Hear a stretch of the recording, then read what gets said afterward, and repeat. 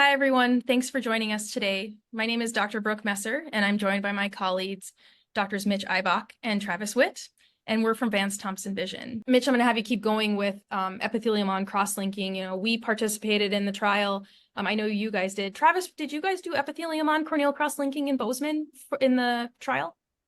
Yep, we did as well. Okay, so all three of us have that, and being so it's still kind of investigational, we can't comment a lot, but I do think it's a great part of the future of keratoconus management. What are you guys looking forward to with epithelium on cross-linking being available to our patients in the future? I'll start. I think it provides for sure a shorter procedure. Currently the Dresden protocol, what we do now with epithelium off just takes a long time. It's over 60 minutes for patients. It's 30 minutes of drops, 30 minutes of ultraviolet light with more drops. And so it takes a lot of time for patients. With this, hopefully we have a shorter procedure. And then second is the epithelium can stay intact. Now, I don't want to mislead people because I bet your guys' experience is similar to mine. Some of these patients will still have an epithelial defect because you have to kind of try to loosen the tight junctions of the epithelium to get riboflavin dispersed through, and there's maybe a drying effect during the procedure. And so some of these patients still come back in. It is not the next day everyone's feeling perfect, and some of them still do have an epithelial defect, but better patient comfort is the second thing. Yeah, I think it'll be interesting to see, how the epithelium remodels post cross-linking when it stays on the eye, if it needs to remodel at all. Travis, I think Mitch took all the good ones, but do you have anything to add? Yeah, I mean, I would echo what Mitch says. I think for what we saw in the study, epithelium definitely looked a little more rough that first day or so. So, it wasn't perfectly intact. It didn't look like an untouched cornea. And so we still tell patients, you're still going to have, the potential for some blurred vision. You definitely could still have some irritation for a day or two, but it's, I think one of the big benefits is, vision returning to normal when you remove the entire epithelium and go through that whole remodeling process. Typically have a higher potential for post-op corneal haze, which not every patient goes through, but treating 3 to 6 months of haze is, there's a lot of hand holding in that with patients. I think there's a potential that you have less component of that, given that we're not removing epithelium, more so just kind of roughing it up a little bit. Yeah, I agree. I agree with both of you. Some other future keratoconus management options, and these are more along the lines of vision rehabilitation to help us improve the patient's opportunity to get into maybe glasses and soft contact lenses rather being committed to a scleral or a corneal gas perm. And I'll maybe jump into this a little bit, and then you guys can both add anything that you would like. The first one is called corneal tissue addition keratoplasty. So you might see some of these patients, depending on where you're listening from, you might be seeing, there are surgeons across the country doing this right now, so you might see a patient or two. And these are going to be patients that are maybe on the thinner side, moderate to advanced keratoconus. And it's actually similar in thought to Intacs. The problem with Intacs was that it wasn't very corneal compatible, and it created a lot of inflammation and neovascularization. And that it wasn't very customizable, where CTAC actually has a customized donor tissue. So it's a piece of a donor cornea that's been irradiated. So it's no longer living tissue. So it cannot reject. But it can be customized in the size, the thickness, the placement, all of that. So it's a much more customized treatment. The patient's individual pentacam images are analyzed, and then the surgeon gets this big report about where to place the tissue, how thick to make the laser channels and all of that. So it's just a very customized treatment with, again, the goal to improve the corneal surface for refractability. So again, these patients aren't looking for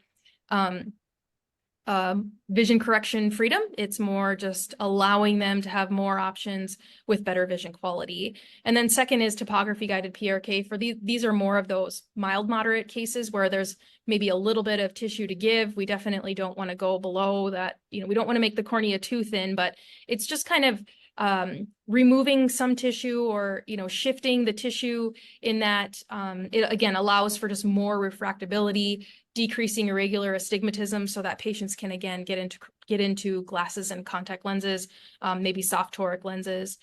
We probably wouldn't do this on an eye that isn't stable. We want these patients to be cross-linked first so that we can feel comfortable about doing something like this with a laser. Do you guys have anything to add on these these treatments. I think it's exciting for the future of keratoconus. Yeah, I would say definitely exciting. I think the challenge in seeing patients with even mild to moderate, but seeing patients with keratoconus when they've had visual impact, they don't correct as well. Maybe they're intolerable to contact lenses, or they're a challenge for them, where we know contact lenses have a place in this paradigm to give patients best corrected vision. But the tough part is telling patients, when they come in, we're going to do a cross-linking procedure that's aimed at stabilizing the corneal tissue. It does not improve your vision. It doesn't make you more correctable. And so you're telling these patients, like, we're just trying to stop it from getting worse. And having potential advancements like these that give the potential of reducing irregularity and kind of potentially normalizing that cornea to where these patients have a better possibility of refracting better, wearing glasses or soft contacts. Obviously very selective in who qualifies for these, but it's exciting. Yeah, and our surgeons or Dr. Greenwood is particular about it as well. Like, we won't consider any of these things unless the patient basically proves to us that they're really struggling with their gas permeable contacts or their scleral lenses. And so the goal would try to be able to kind of simplify that into a soft lens or glasses. So again, it's not aimed at getting them out of correction. And I know you have a few patients that have had both of these things, Mitch. Anything to add to Travis's comments? I don't think so. We're probably 15 to 20 CTAC patients in now here in Sioux Falls. We've combined this with ICL, or implantable Collamer lens. In a patient or two, we've combined this with cataract surgery in a patient or two, again, trying to just have a more normal corneal shape before going into some type of surgery. Topography guided PRK, we've done both with what's called the Athens protocol, where you do one first, then the other, back-to-back days. We've also done it where we've had a patient cross-linked first. Years down the road, we come back and try to do topography guided PRK. Again, rehabilitating the corneal, trying to normalize the anterior corneal shape to really get better vision. I think the big take home for me with both of these, Brooke, and you said it, is these are trying to get patients into glasses or soft lenses. And so the education that we give as their optometrist has to be much different. This is a situation where we want to overproduce and underpromise. Yep, for sure. And so with that, let's talk a little bit about where contact lenses fit into the process with corneal cross-linking and keratoconus. And I'm going to kind of run with it, but you guys can certainly interrupt and add in some comments based on your experience as well.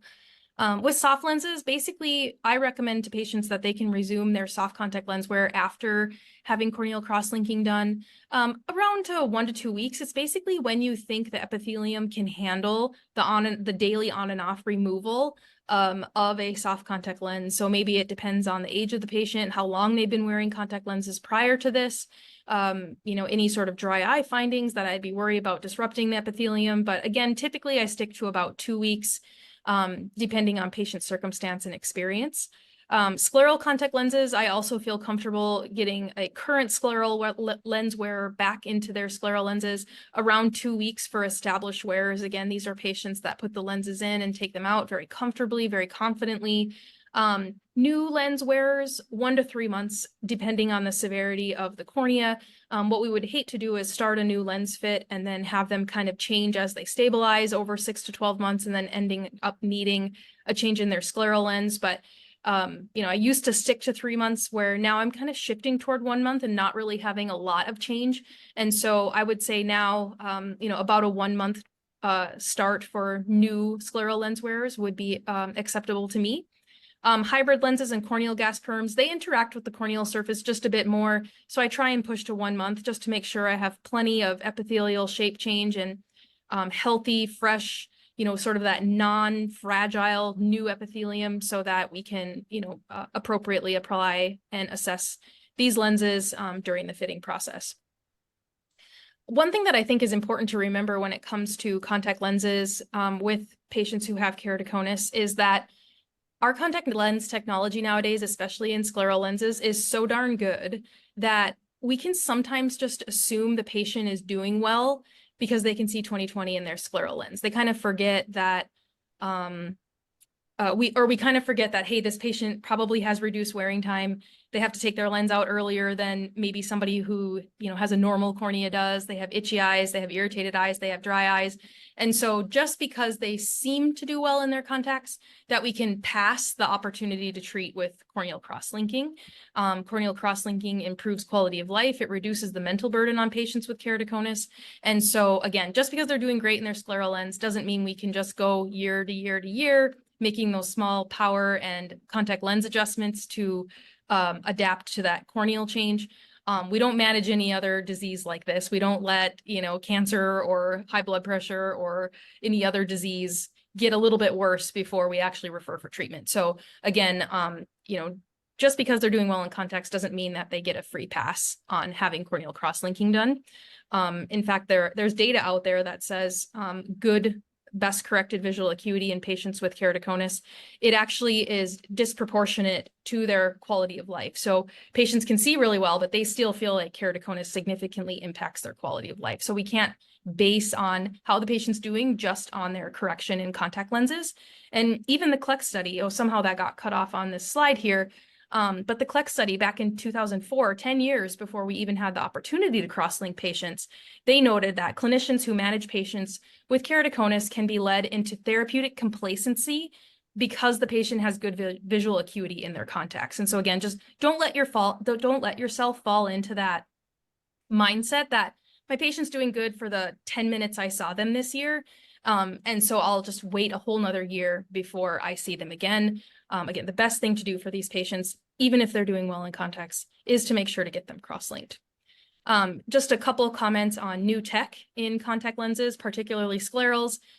We have scleral topography, which maps, out to 20 millimeters on the corneal surface and allows us to build a really customized contact lens, which is really nice. And for patients who come from a ways away, like sometimes they do in Fargo, serving some rural areas, it's nice to be able to just scan the cornea, get the image, get the lens made, and then have a lens that's nice lock and key with this type of technology. Impression-based designs are also really fun to do.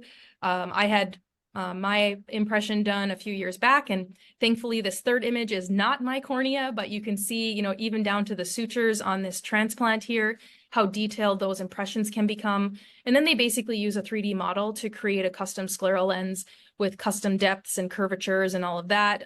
Many lenses nowadays, even the diagnostic fitting set base scleral lenses, have unique landing curves to vault over things like blebs and large pinguecula cysts and things like that. So just some good stuff to think about with corneal cross-linking and patients wearing contact lenses. To close, I just have a couple comments on how, we know so much more about keratoconus than we ever have before, and that has allowed us to change the way we diagnose and treat these patients. And thankfully, it's better than it's ever been before, and that we really should recognize that cross-linking is an essential treatment. Mitch, I'm going to have you wrap us up. Yeah, thanks, Travis, Brooke. I think this was great. Hopefully we gave our colleagues pearls, tips, things to use in their practices to better take care of patients. And if this sparked interest in you, you want something more, we'd love to invite you to have a personalized mini fellowship here in our practice, whether it's with Travis in Bozeman or Brooke in Fargo or one of myself or my colleagues here in Sioux Falls. We'd love to have you come in, see some patients, hopefully immerse yourself in a hands-on experience, talking with our optometrists and ophthalmologists so that we can really better take care of the patients that are in our communities. Remember that eye care is ever evolving and changing. And so we're all kind of at really the tip of the spear to better take care of patients. And this is just something that we offer. We'd love to have you. Thanks, everyone.